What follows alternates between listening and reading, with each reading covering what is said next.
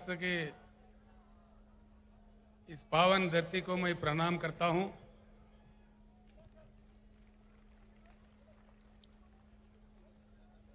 महाराष्ट्र राज्य के भारत राष्ट्र किसान समिति के अध्यक्ष आदरणीय श्री मानिक कदम जी, सीनियर नेता लोहा के एक्स-एमएलए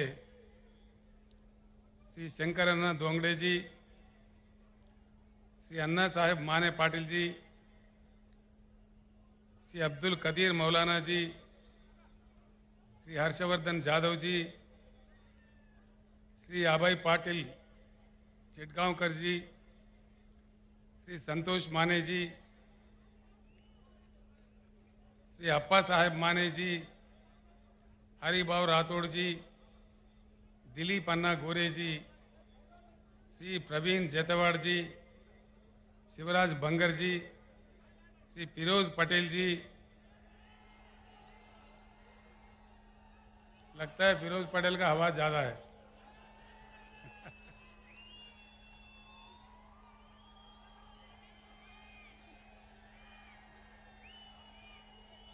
श्री विजय प्रकाश तोम्बारे जी, श्री बाला साहेब सनाप जी, श्री कुलदीप करपे जी और तेलंगाना राज्य से मेरे साथ आए हुए हमारे सीनियर नेता बीआरएस पार्लियामेंट्री पार्टी के लीडर श्री केशवराव जी, हमारे आदरणीय एमपी श्री बीवी पाटिल जी, आदरणीय एमपी श्री संतोष जी, मेरे साथ आए हुए एमएलए एमएलसी, हमारे तेलंगाना राज्य के भूतपूर्व चीफ सेक्रेटरी जिन्होंने तेलंगाना मॉडल बनाने में, तेलंगाना राज्य बनाने में मेरे साथ जो 24 घंटा काम किए थे, ऐसे महान शख्सियत भूतपूर्व चीफ सेक्रेटरी श्री सोमेश कुमार जी और सभा में समन्वित सारे बुजुर्गों को, भाइयों को, बहनों को मैं प्रणाम करता हूं। सबसे पहले अभी हुआ है ईद, समाज में जितने भी हमारे मुसलमान भाई हैं, बुजुर्ग हैं, मैं आप तमाम लोगों को तहे दिल से ईद मुबारक पेश करता हूं।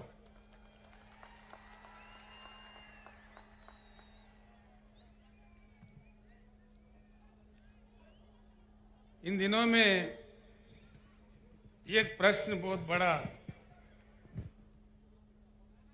जो देश के दानिशमंद लोग हैं, जो बुद्धिजीवी है, उनके भीतर में और मेरे मन में भी एक बहुत बड़ा प्रश्न उठ रहा है। आज हमारा देश इतना महान ऐतिहासिक परंपरा रखने वाला एक महान देश जो हमारा भारत है, एक प्रश्न, मौलाना जरा गड़बड़ कम करना था, तो ठीक है, थोड़ा गड़बड़ बंद करो जीवन। इतने महान देश का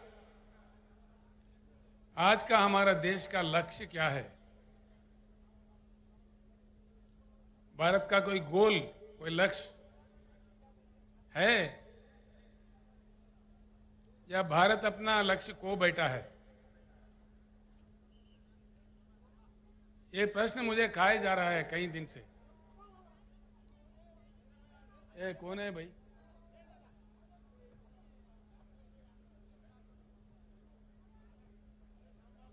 गड़बड़ बन जाए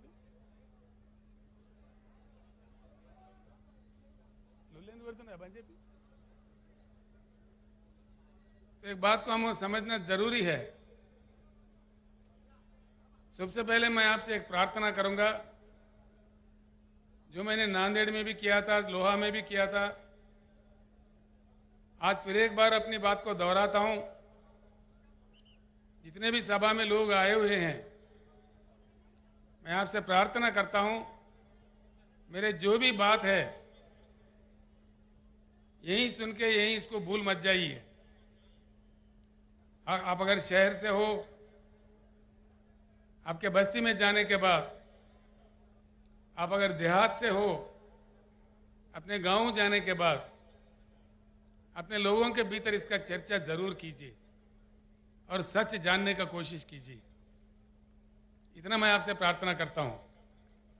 आज मैं जो भी कहूंगा, चाहे अच्छा है बुरा है, देश के लिए, हम सबके लिए, जरूर अपने अपने गांव में या शहर के अपने अपने बस्तियों में अपने साथियों के साथ, अपने घर वालों के साथ, अपने बस्ती वालों के साथ दया करके चर्चा कीजिए, ताकि बात निकल आ जाएगी। सत्य क्या है, हकीकत क्या है, हमें समझ में आ जाएगी। अगर भारत अपना लक्ष्य खो बैठा है, गुमराह होकर भटक रहा है, तो कहां पहुंचेगा देश? इतनी बड़ी जनसंख्या, सारे दुनिया में सबसे बड़ी आबादी, बिना लक्ष्य का समाज, बिना लक्ष्य का देश का अंजाम क्या होता है और वो कहां पहुंचता है? ये किसका पाप है? हो क्या रहा है देश में? कुछ होना है या ऐसे ही पड़े सड़े रहना है? बात, सवाल हमारे सामने ये है। भारत का कोई नया लक्ष्य, कोई नया चेतना, एक नई सवेरे का स्टेप, एक नई उमंग से आगे बढ़ना है या ऐसे ही पड़े रहना है? सवाल इस बात का है। 75 साल हो गए देश आजाद हो गए। मैं सुन रहा था आज सुबह से, यहां से हमारे जीवन रेड्डी एमएलए, हमारे वेणुगोपालाचार्य जी, हमारे पाटिल साहब, जितने भी लोग हैदराबाद से आके यहां काम कर रहे थे, वो लोग मुझे मैसेज भेज रहे थे। मुकामी लोगों से भी मेरा बात हुआ। शहर में 8 दिन में एक बार पानी आता है। प्रकाश पोहरे जी जो देशोन्नति के मालिक है, मेरे साथी है, अकोला से आए हैं, उनसे भी मैंने मालूम किया तो वो भी कह रहे थे कि अकोला में भी यही हालत है। फिर कहां ठीक है? महाराष्ट्र राज्य में इतने नदियां निकलते हैं, शायद ही किसी राज्य से हिंदुस्तान में नहीं निकलते। गोदावरी है, कृष्णा है, पेनगंगा है, वेनगंगा है, मंजीरा है, भीमा है, घटप्रभा है, पंचगंगा है, मूला है, प्रवरा है, कितने कितने नदियां निकलते हैं। इतने नदियां निकलने वाले एक बलवान financial capital of India, Mumbai साथ रखने वाले राज्य पीने का पानी नहीं दे सकता। ऐसे हालात में भी हम लोग क्या मुतमैन हैं? दया करके सोचिए, जनता क्या मांग रहे है? कोई सोने का ईंट थोड़ी मांग रही है, चांद सितारे थोड़ी मांग रहे हैं। पीने का पानी भैया। इतनी लंबी लंबी भाषण के बाद, इतनी सरकारें बदलने के बाद, क्या हंगामा, सियासी हंगामा देखने के बाद पीने का पानी तक हमको फराहम नहीं होता। ऐसी भारत आगे भी रहना चाहिए या बदलना चाहिए? बेरोजगारी बढ़ रही है, लाखों उद्योग बंद हो रहे हैं, लाखों श्रमजीवी जो उसमें काम करते हैं, कामगार लोग रोड पे आ रहे हैं, और देश में पूरा जातिवाद, धर्मवाद, लिंग भेद खेल रहे हैं हमारे आंखों के सामने। रोज बरोज हम देख रहे हैं। जो धनवान है, अमीर है, और अमीर होते जा रहे हैं। एक ही साल में 10 लाख 12 लाख करोड़ के करोड़ोपति अरबोपति बन रहे हैं। जो गरीब है और गरीब होते जा रहे हैं। ये सब कड़वे सच है, आपके हमारे आंखों के सामने है। ये कोई मैं कहानी नहीं बता रहा हूं, जो रोज हमारे को देखने को मिलता है।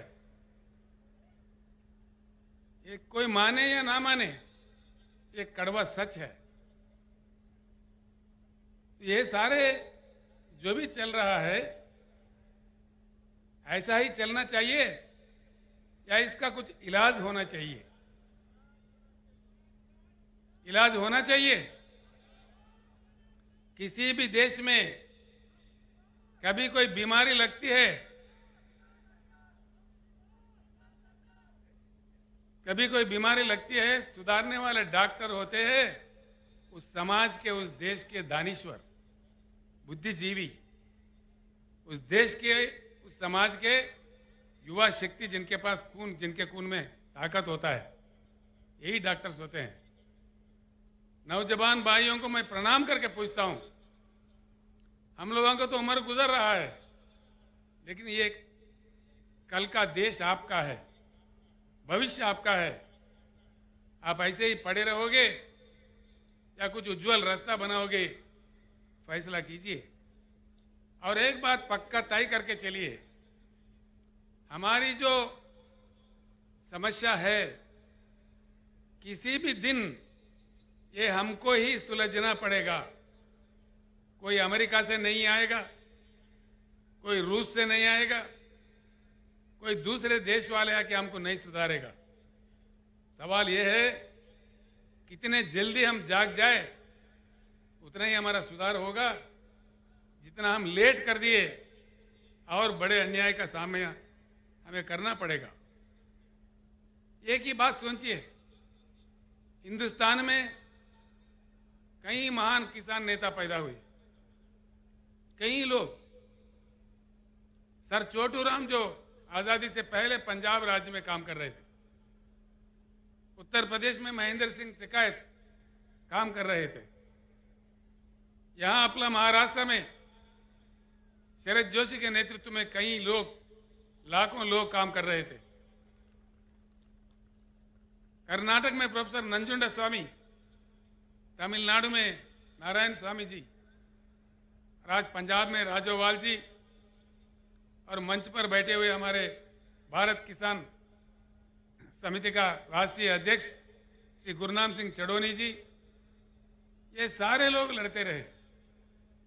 आखिर एक बात सोचिए, हिंदुस्तान में अगर लोकतंत्र है, लोकशाही है, तो 13-13 महीने किसानों को क्यों दिल्ली में, देश के राजधानी में धरना करना पड़ता है? कितनी दुर्भाग्यपूर्ण है। ये क्या स्थिति है? ये लोकतंत्र है? 13 महीने के बाद, 13 महीने के दौरान में 750 किसानों का मृत्यु हो गया। 750 लोगों को मरने पड़ते हैं इस देश में, जिसमें लोकतंत्र हम कहते हैं। ये क्या तमाशा हो रहा है देश में? उसके बाद प्रधानमंत्री खुद माफी मांगते हैं, कानून वापस लेते हैं। अभी और 13 महीने गुजर गए, होता कुछ नहीं है। क्या ये लोकतंत्र है, लोकशाही है? किसानों का ये मान्यता है? मतलब क्या है? कुछ ना कुछ दाल में काला है। ये बात मैं किसी और जगह कहा तो वो लोग कह रहे थे दाल में काला है, ये पुरानी बात है भैया, अब तो पूरा दाल ही काला है। तो मतलब क्या है? जरूर कुछ इलाज की जरूरत है, कुछ ना कुछ परिवर्तन की जरूरत है। भारत को बदलना चाहिए, बिल्कुल बदलना चाहिए। भारत को परिवर्तन बहुत आवश्यक है, बहुत जरूरी है। जब तक हम परिवर्तित नहीं होंगे, हमारा किस्मत नहीं बदलने वाला है। एक उच्च गुणवत्ता वाली परिवर्तन, यानी कि एक पार्टी हार गया, दूसरा पार्टी जीत गया, ये परिवर्तन नहीं होता भाइयों। उच्च गुणवत्ता वाली, जिस चुनाव के दरमियान, जिस चुनाव के जरिए जनता जीतती है, जनता मांगे सफलता मिलती है, वो सही जीत होता है। पार्टियों का जीत नहीं होगा। पार्टियां तो कहीं जीता है हमने, कहीं जीते, एक गया, दूसरा है, तीसरा है, चौथा है, कितनों को जीता है अब तक हम लोगों ने? कितने पुड़ारी आए इस देश में, कितने नेता आए, कितने पार्टी आए, लेकिन समस्या जस के तस, समस्या का कोई समाधान नहीं। जिस देश में हर दिन सौों की संख्या में किसान आत्महत्या कर रहे हो, जिस राज्य में, जिस पावन धरती पे मैं खड़ा हुआ हूं, इतने नदियां निकालने वाले इस महाराष्ट्र राज्य में, अभी हमारे शंकर अन्ना बता रहे थे, रोज 6-7 किसान आत्महत्या कर रहे हैं। या प्रधानमंत्री को या राज्य के नेताओं को क्या पड़ी है? वो लोग तो अफ्रीका से शेर लाके दिखा रहे हैं हमारे को। अरे भाई, ये हमारे किसान शेर मर रहे बोले तो देखो देखो, ये अफ्रीका का चीता है, ये नमीबिया का शेर है, इसको देख के खुश हो जाओ। क्या समझ में आता है? समस्या का वो समाधान नहीं है। इसीलिए मैं हमारे शेतकरी भाइयों से और बहनों से हाथ जोड़ के विनम्र पूर्वक प्रार्थना करता हूं, जब तक हम खुद शेर नहीं बने, हमारा समस्या का समाधान नहीं मिलेगा।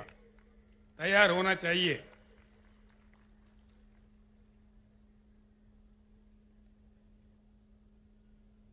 भारत को परिवर्तन होना होगा। बिना परिवर्तन के भारत विकास नहीं होगा भारत में, ये बिल्कुल तय है। क्योंकि लंबा समय गुजर चुका है, कई पार्टियों को मौका दिया जनता ने, लेकिन कुछ बात सही नहीं आया है। हमारे आंखों के सामने हमसे बुरा हालत में रहने वाला चाइना आज दुनिया को कमांड कर रही है। साउथ कोरिया आगे बढ़ गई है। बम का मार खाने के बाद फिर उठ खड़ा है। जापान देश हमारे आंखों के सामने है। जैसा मोहम्मद महातीर के नेतृत्व में मलेशिया में परिवर्तन हुआ, और सिंगापुर में जहां कुछ भी नहीं है, वो लोगों का हालत भी हमसे बेहतर है। ये सारे चीज हमारे आंखों के सामने हुई है।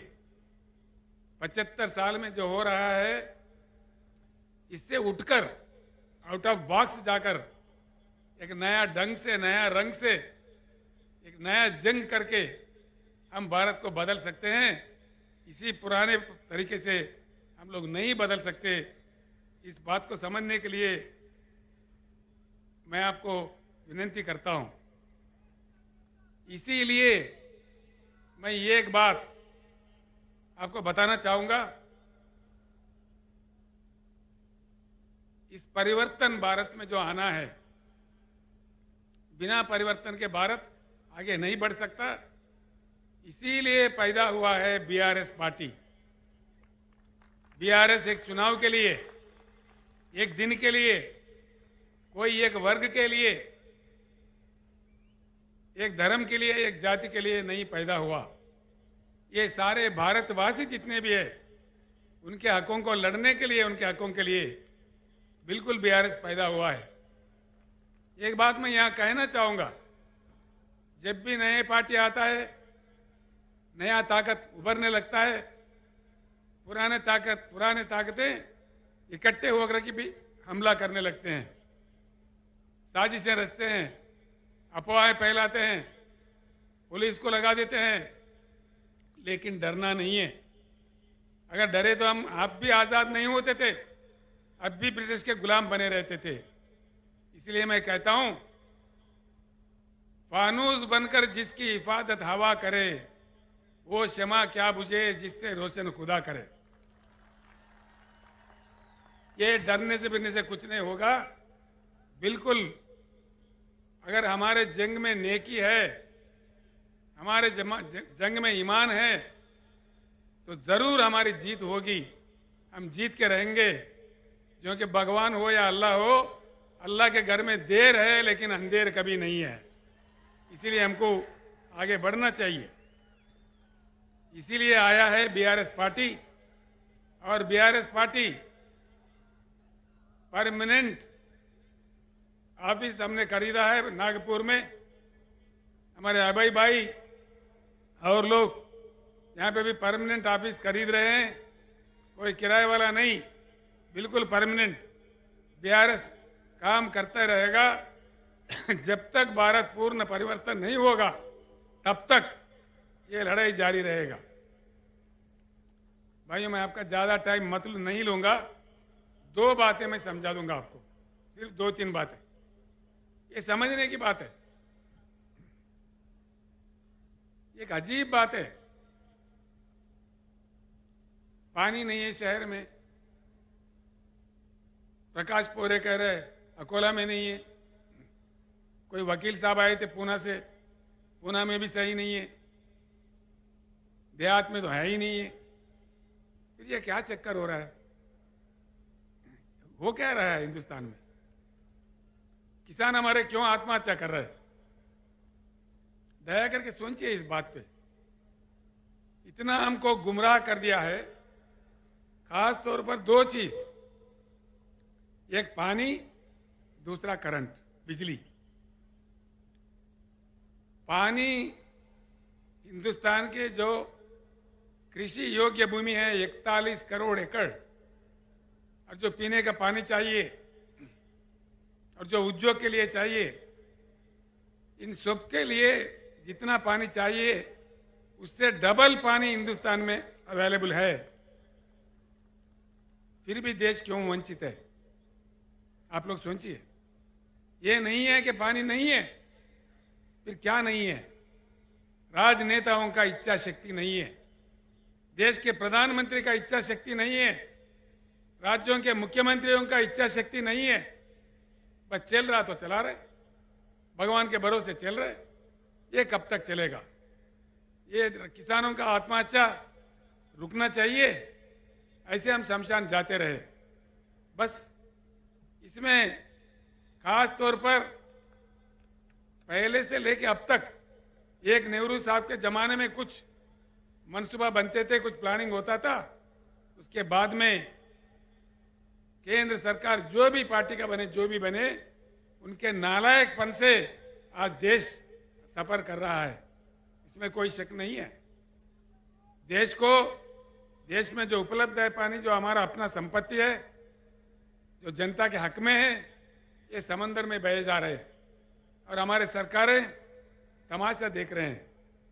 देश में अगर पानी सही तरीके से सिंचन के लिए, पीने के लिए, उद्योग के लिए, अन्य चीजों के लिए आना चाहिए तो बढ़िया बांध बनाना चाहिए, बहती नदियों को रोकना चाहिए। एक बात मैं आपको बताता हूं, आप शायद विश्वास भी नहीं कर पाओगे। जिम्बाब्वे एक देश है, बहुत छोटा देश है, जहां 6,500 टीएमसी का रिजर्वायर है। 6,500। पैटर्न जो जायकवाड़ी है, यहां से नजदीक में है, आप तमाम लोग देख चुके हैं। 100 टीएमसी है उसका, यानी कि जिम्बाब्वे जो रिजर्वायर की मैं जिक्र कर रहा हूं, वो पैटर्न से 65 बार बड़ा है, 65 बार। हिंदुस्तान बाढ़ भी देख चुका है, सूखा भी देख चुका है। तो जिम्बाब्वे जैसा हमारे पास कम से कम 3-4 रिजर्वायर तो होना चाहिए, देश को बाढ़ से बचाने के लिए, सूखा से बचाने के लिए, लेकिन नहीं करते। पानी का तमाशा, पानी रखते हुए देश को नहीं दिया जा रहा है। इसके बीआरएस का ये लक्ष्य है, पूरे देश में आज जो पानी की पॉलिसी है उसे बंद करना चाहिए। नया रचना, नया कानून जब तक नहीं लाया जाएगा, ये तमाशा ऐसा चलते रहेगा। हमारे खेते प्यासे रहेंगे, हम प्यासे रहेंगे, हमारे लोग भी 8 दिन के बजाय 15 दिन भी हो सकता है शहर में, फिर और बुरा हालत भी हो सकता है। इसीलिए अब सोचिए, एक बहुत अहम बात है, पानी को समझने में हमारे देश अभी भी पीछे है। पानी एक ऐसी चीज है जो किसी फैक्ट्री में नहीं बनाया जा सकता। पानी को इंसान नहीं बना सकता। पानी खुदा का, भगवान का देन है, जो अपने आप में आता है, प्रकृति देता है।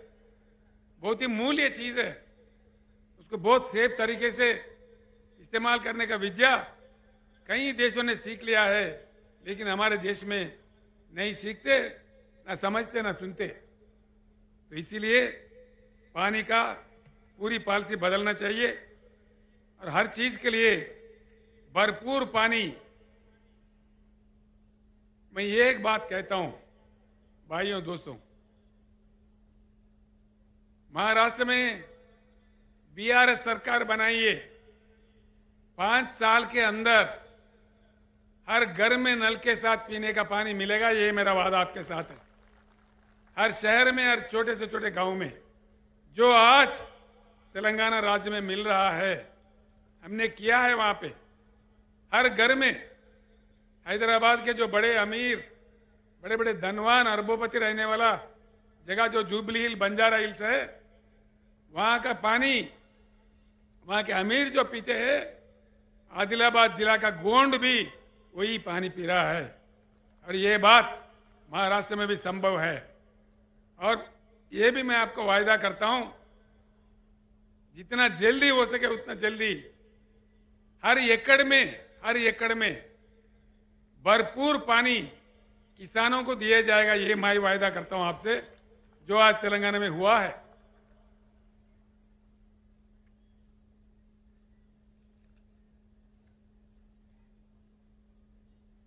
मैं इसीलिए कहता हूं, हमारे पानी समंदर में ना बहते हुए हमारे खेतों पे आ जाए, हमारे खेतों का प्यास बुझाए और हमारे पीने के लिए भरपूर पानी हमें मिले, हमारे अन्य चीजों के लिए मिले, ये करना बहुत जरूरी है। इसके लिए रोना धोना बंद करना है, अब लड़ना सीखना है।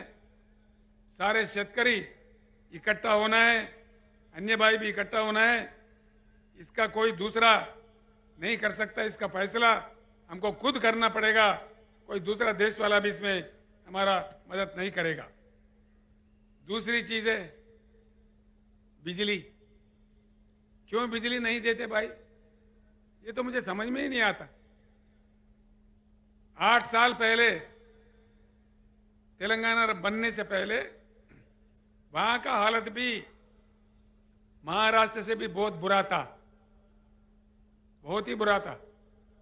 दिन में 3 घंटा आता था करंट, किसी दिन तो आता ही नहीं था। आज तेलंगाना में हर किसी को, किसान समेत हर किसी को 24 घंटा उच्च गुणवत्ता वाला पावर मिलता है। किसान को तो फ्री मिलता है, 24 घंटा मिलता है। फिर क्या तमाशा हुआ? जब तेलंगाना 24 घंटा दे सकता है तो महाराष्ट्र में क्यों नहीं? तेलंगाना बहुत छोटा राज्य है, महाराष्ट्र से कमजोर राज्य है। फिर क्या हो रहा है? ये क्या तमाशा है? करंट बनाने के लिए जो कोयला चाहिए होता है, हमारे देश में 361 बिलियन टन का कोयला है, जो पूरे हिंदुस्तान को 150 साल तक 24 घंटा करंट देने के लिए सफिशिएंट है। 150 साल तक। ये आंकड़े मेरे नहीं है, ये कहानी मेरा नहीं है। इसको कोई गलत साबित करा, मैं 1 ही मिनट में मेरे चीफ मिनिस्टर पोस्ट को इस्तीफा भी दे दूंगा। ये मेरा सवाल है। ये है, इसका उपलब्धि है भाई। पानी है भरपूर, नहीं देते। कोयला है, उससे 24 घंटा करंट दे सकते, क्यों नहीं देते भाई? क्या मजाक बना दिया? बिजली के बिल बढ़ाओ, प्राइवेट दे दो, किसका बाप का जागीर है, प्राइवेट दे दो, जो मर्जी दे दो। कैसे दे रहे? अनेक दशकों से हमारे करंट के कर्मचारी, जनता, हमारे लोग अपनी जमीन देके, पैसे देके, खून पसीना बहा के जो करंट घर बनाए, जो पावर जनरेटिंग हाउसेस बनाए, उसको मुफ्त में अपने दोस्तों में बांटना चाह रहे। Power privatisation. मैं ये की बात कहता हूं, भगवान का दया होगा तो अगली सरकार बीआरएस का बनेगा, हर चीज हम वापस लेके रहेंगे। मैं आज इस मंच से कहना चाहूंगा, जो आज प्राइवेटाइजेशन करना चाह रहे, जिनकी नीति प्राइवेटाइजेशन है, तो हमारे नीति प्राइवेटाइजेशन नहीं है, नेशनलाइजेशन है। हम हर चीज को वापस लेके रहेंगे, मैं आपको वायदा करता हूं। तेलंगाना राज्य, उसका जो मॉडल है, क्यों अमल नहीं हो सकता हमारे राज्य में, महाराष्ट्र में? तेलंगाना राज्य में हमने काफी कुछ सुधार किया है। तलाटी को हमने बर्खास्त कर दिया, कोई तलाटी व्यवस्था नहीं है। अब मोदी साहब कहते दिल्ली से डिजिटल इंडिया बनाओ, कहां गया भाई डिजिटल इंडिया? कहां गया? तो किसानों का रिकॉर्ड भूमि, वो जो भूमि है उसका रिकॉर्ड क्यों नहीं डिजिटलाइज कर रहे? हमने किया है तेलंगाना में। रजिस्ट्रेशन के लिए कई दिन सड़ने बढ़ने नहीं पड़ते, 15 मिनट में रजिस्ट्रेशन होता है, उसी समय पट्टा भी हो जाता है, फिर बार बार ना फिरना नहीं पड़ता है। ये काम महाराष्ट्र में क्यों नहीं होता भाई? तलाटी कितने पावरफुल है आपके, चीफ मिनिस्टर से भी पावरफुल है। हमारे तोरट साहब कह रहे थे मेरे से, ये तो ब्रह्मदेव, महाराष्ट्र राज्य में उनको ब्रह्मदेव बोलते, जिसके जमीन चाहो जिसका किस्मत लिख देता है। ये क्या हो रहा है? हम तानाशाही में हैं या लोकशाही में हैं? ये क्या? हम इसीलिए तेलंगाना असेंबली में कानून पास करके तलाटी व्यवस्था को ही बर्खास्त कर दिया है, सारे डिजिटलाइज कर दिया है। इसीलिए किसानों के लिए जो सालाना एकड़ को 10,000 रुपए हम बेचते हैं, हम कोई ऑफिसर के जरिए नहीं बेचते। किसान को उस पैसे लेने के लिए कोई दफ्तर जाना नहीं पड़ता। हैदराबाद में हम डाल देते हैं तो सीधा उनके बैंक अकाउंट में डालता है, बीच में कोई दलाल मट्टी कुछ नहीं है, 1 रुपए का भी रिश्वत नहीं देना पड़ता। और किसानों के लिए जो बीमा का सुविधा हमने किया है, किसान के मृत्यु होने पर 5 लाख देने का, वो भी कोई दफ्तर नहीं जाने पड़ते। उसके 8 दिन के अंदर उनके घर, वो किसान जिनका मृत्यु हुआ, वो जिसका भी नॉमिनेट किया, 8 दिन के अंदर 5 लाख उनके घर पहुंच जाता है।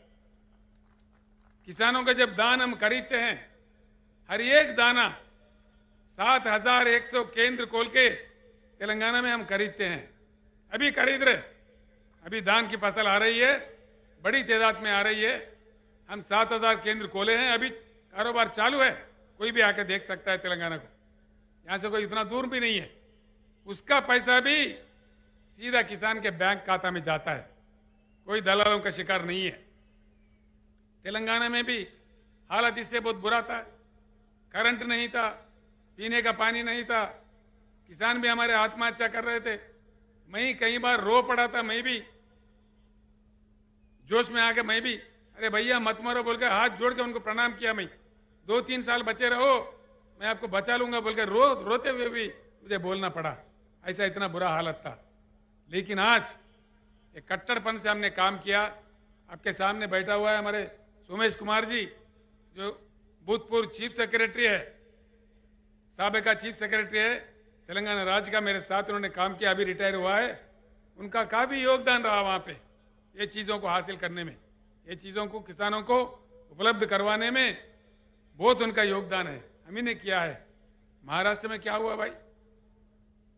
महाराष्ट्र का चीफ सेक्रेटरी नहीं है, सेक्रेटरीज नहीं है, कैबिनेट है, सब कुछ है, आमदार है, खासदार है, फिर यहां क्यों नहीं होता?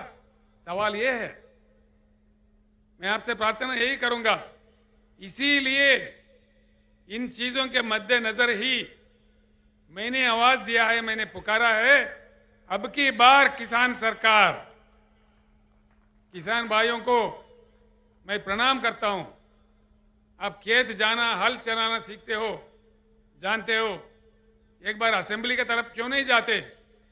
आप खुद आमदार क्यों नहीं बनते? आप खुद खासदार क्यों नहीं बनते? नेता, बड़े बड़े मोटे नेता नहीं चाहिए हमको, हम में से खुद नेता बनेंगे। अगर आप साथ दो तो बिल्कुल हम खुद नेता बनेंगे। किसान भाइयों को मेरा एक अपील है, अगर आप नहीं कर पाओगे, मैं सारे महाराष्ट्र किसानों को यहां से आवाज दे रहा हूं, आगामी जिला परिषद चुनाव आपके हाथ में है। शहर के वोट नहीं रहते उसमें, पंचायत राज इलेक्शन बोले तो देहाती वोट है, सारे वोट हमारे हैं। सारे के सारे जिला परिषद पे गुलाबी झंडा लहरा दो, क्या क्या भाग के नहीं आता मैं देखता हूं। आपके पीछे भाग भाग के आ जाएगा। एक ही सभा नांदेड़ में हुआ तो असेंबली में बजट आ गया 6,900 करोड़ और कह दिया कि भाई किसान को 10,000 देंगे। क्या भीख दे रहे हैं? दो, तेलंगाना में जब दे सकता है एकड़ को 10,000 तो महाराष्ट्र में क्यों नहीं दे दीजिए। मैं यहां के मुख्यमंत्री जी से अनुरोध करता हूं, प्रार्थना करता हूं। यहां के उप मुख्यमंत्री देवेंद्र फडणवीस जी है, वो मुझे कह रहे थे चंद्रशेखर जी आपका यहां क्या काम है, आप तेलंगाना संभालो। मैं बोला मैंने तेलंगाना संभाल लिया, देखते हैं। महाराष्ट्र में आ गया हूं, मैं भारत में कहीं भी जा सकता हूं। तेलंगाना का मॉडल मक्की का मक्की दे दो, मैं महाराष्ट्र छोड़ के मध्य प्रदेश चला जाऊंगा, मैंने बताया था। जो कि मेरा काम खत्म हो जाएगा। किसानों का जो मेरा मिशन है बीआरएस का, वो मेरा खत्म होगा और मैं सीधे ही मध्य प्रदेश चला जाऊंगा। यहां आप राज कर लो, देना है तो बोलो, दे दो। क्या बात है, महाराष्ट्र में धन की कमी नहीं है, मन की कमी है। धन बहुत कुछ है, तेलंगाना से ज्यादा धन है। अगर चाहे तो दे सकते हैं, क्यों नहीं देते। इसीलिए मैं आपको तरकीब बता रहा हूं, मंत्र बता रहा हूं। सीधी उंगली से नहीं आता घी तो टेढ़ा उंगली से निकालना चाहिए और समझदारी से हमको काम लेना चाहिए। क्योंकि जो भी बात है हमको गुमराह करते, डिजिटल इंडिया बोलते, मेक इन इंडिया बोले। यहां इस शहर में कितने चाइना बाजार है भैया? 100 के ऊपर है मेरे ख्याल से। गली गली में एक चाइना बाजार है। मेक इन इंडिया में सच्चाई है तो भारत बाजार रहना चाहिए ना। चाइना बाजार क्यों आ रहा है? किधर गया मेरा भारत बाजार? सब जोक करते हैं लोगों से, मजाक करते हैं, अपने मजाक उड़ाते हैं। Make in India joking India हो गया, डिजिटल इंडिया का एक मजाक हो गया। तो देख लीजिए, सोचिए मैं जो कह रहा हूं। पूरा तेलंगाना मॉडल यहां हासिल करना है तो जिला परिषद चुनाव में आप एकदम गुलाबी झंडा लहरा दीजिए। सारे भाग भाग के आ जाएंगे, दिल्ली से मुंबई से सब भागने लगेंगे गांव में। ये आप कीजिए। दूसरा भी एक बात है जो मैं आपके सामने रखता हूं। दलित भाई है हमारे, आदिवासी भाई है, किसान भाइयों की समस्या है। दलित भाई कब तक रहे ऐसे गरीब बने रहे? क्या उनकी किस्मत में यही है? हजारों साल से उनको हम सताए। आज देश का फर्ज बनता है उनके पीछे खड़े रह के उनके भी विकास के लिए काम करना हर व्यक्ति का, हर भारतीय का फर्ज बनता है। इसको हमें गर्व से स्वीकारना चाहिए। दलित भाई हमारे भाई है, इसीलिए हमने दलित बंधु काम भी शुरू किया है। फडणवीस साहब, आप भी दलित बंधु शुरू करो। महाराष्ट्र में मैं महाराष्ट्र छोड़ दूंगा, किसी अन्य जगह जाऊंगा। दीजिए दलित बंधु, क्यों नहीं देते? जिस राज्य में अंबेडकर साहब का जन्म हुआ, पूरे देश के लिए, दुनिया के लिए उन्होंने काम किया। इसीलिए हमने अंबेडकर जी के यादगार में उनके पूरे भारत में प्रतिष्ठावान 125 फुट वाला उनका मूर्ति वहां खड़ा किया हैदराबाद में। और अब हैदराबाद तेलंगाना का जो मंत्रालय है उसका नाम भी डॉक्टर BR अंबेडकर मंत्रालय रख दिया हमने। ये काम हमने किया है, ये काम होना चाहिए। मैंने प्रधानमंत्री जी से अनुरोध किया, प्रधानमंत्री जी आपने जो नया पार्लियामेंट बिल्डिंग बनाया दिल्ली में, अगर आपको प्यार है, मोहब्बत है तो उस बिल्डिंग को भी अंबेडकर जी का नाम दीजिए, पूरे देश खुश हो जाएगा। ये मैं अनुरोध करता हूं। दूसरा एक बात मैं बताना चाहूंगा, हमको किसी चीज की अपेक्षा है तो उसी चीज का हमको काम करना चाहिए। अगर फल खाना है, फल की अपेक्षा है तो फल का पेड़ लगाना चाहिए ना, तभी फल मिलेगा। पेड़ कांटों का लगाओ, फल की अपेक्षा करो, कहां से मिलेगा भाई? मिलेगा? नहीं मिलेगा। दूध का अपेक्षा है, गधों को घास डालो और दूध से, गाय से दूध मांगो, मिलेगा? घास गाय को डालो तभी दूध मिलेगा। गधों को डाल के गाय के पास से दूध कहां से मांगोगे? तो जब हम काम कर रहे हैं, जब अपने वोट का इस्तेमाल कर रहे हैं, सही वोट देना चाहिए। किसको देना चाहिए? हमारे भलाई के लिए कौन काम कर रहा है, कौन तड़पता है, उनको देख के हमको काम करना चाहिए। तभी जाके हमारा एकता ही हमारा समस्याओं का समाधान है।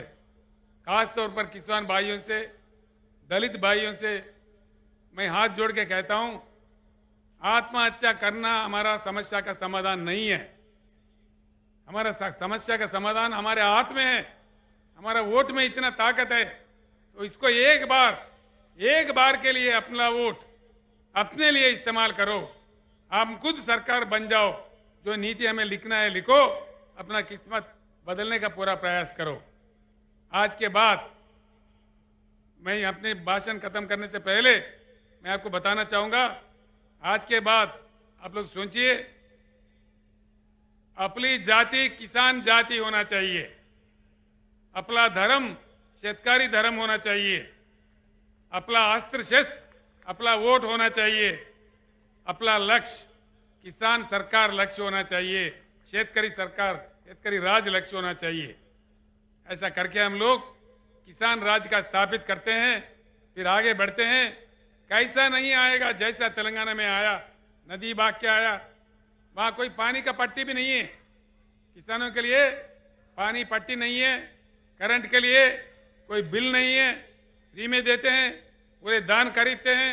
ये सारी चीज यहां बहुत आसानी से किया जा सकता है। तेलंगाना का मक्की कापी करो ना भाई, खत्म हो गई बात, हो गई बात। और उसमें क्या है, कौन से ब्रह्म बोझ है उसमें? तो इसीलिए सब मिलके एक बार कहते हैं, अब की बार।